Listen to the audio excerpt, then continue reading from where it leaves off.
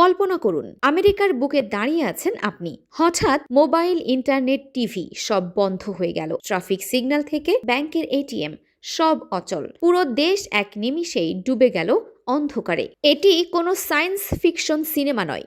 সামরিক বিশেষজ্ঞরা বলছেন, চীন এমন এক ভয়ঙ্কর গোপন অস্ত্র তৈরি করেছে যা ওয়াশিংটনকে এক নিমিষেই অন্ধ করে দিতে পারে। আমেরিকার সবচেয়ে বড় মাথা ব্যথার কারণ হয়ে দাঁড়ানো চীনের এই অদৃশ্য শক্তির ক্ষমতা আজ আমরা উন্মোচন করব।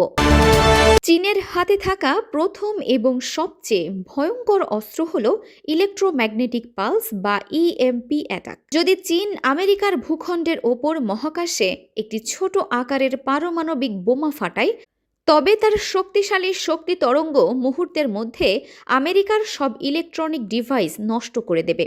আপনার মোবাইল থেকে শুরু করে হাসপাতাল, পুলিশ বা সেনাবাহিনীর যোগাযোগ ব্যবস্থা সব ধ্বংস হয়ে যাবে। চীন জানে আমেরিকার বড় দুর্বলতা হলো প্রযুক্তির ওপর অতি নির্ভরতা। ইএমপি অ্যাটাক হলে একটি আধুনিক রাষ্ট্র কয়েক সেকেন্ডের মধ্যে মধ্যযুগীয় অন্ধকারে ফিরে যাবে। চীনের দ্বিতীয় কৌশল হলো আমেরিকার চোখগুলোকে মহাকাশ থেকে উপড়ে ফেলা। আমেরিকার গোয়েন্দা তথ্য ও জিপিএস সিস্টেম নির্ভর করে তাদের হাজার হাজার স্যাটেলাইটের ওপর। চীন এমন স্যাটেলাইট কিলার মিসাইল তৈরি করেছে যা কক্ষপথে থাকা যে কোনো স্যাটেলাইট ধ্বংস করতে পারে। যদি জিপিএস স্যাটেলাইট ধ্বংস হয়, তবে আমেরিকার মিসাইল হবে লক্ষ্যভ্রষ্ট আর ড্রোনগুলো হবে অন্ধ। মহাকাশে আধিপত্য শেষ হলে আমেরিকার পুরো সামরিক বাহিনী এক নিমিষেই অচল এবং বধির হয়ে পড়বে।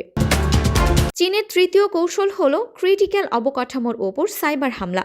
অভিযোগ আছে, চীন আমেরিকার বিদ্যুৎ কেন্দ্র, পানির সরবরাহ ও ব্যাংকিং সিস্টেমের নিয়ন্ত্রণ নেওয়ার সক্ষমতা অর্জন করেছে। হ্যাকাররা একবার সার্ভারে ঢুকতে পারলে কোনো বোমা ছাড়াই একটি দেশকে হাঁটুতে নামিয়ে আনতে পারে।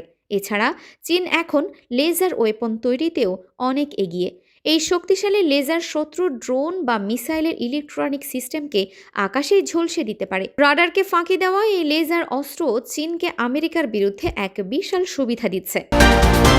এই স্নায়ুযুদ্ধ কেবল প্রযুক্তিগত প্রতিযোগিতা নয়, এটি টিকে থাকার লড়াই। চীন যদি সত্যি আমেরিকাকে অন্ধ করে দিতে পারে, তবে বিশ্ব ব্যবস্থা রাতারাতি পাল্টে যাবে। কিন্তু আমেরিকা কি এত সহজে হার মানবে? আপনার কি মনে হয়, চীন কি সত্যি এই ক্ষমতা রাখে? কমেন্টে আপনার মতামত জানান।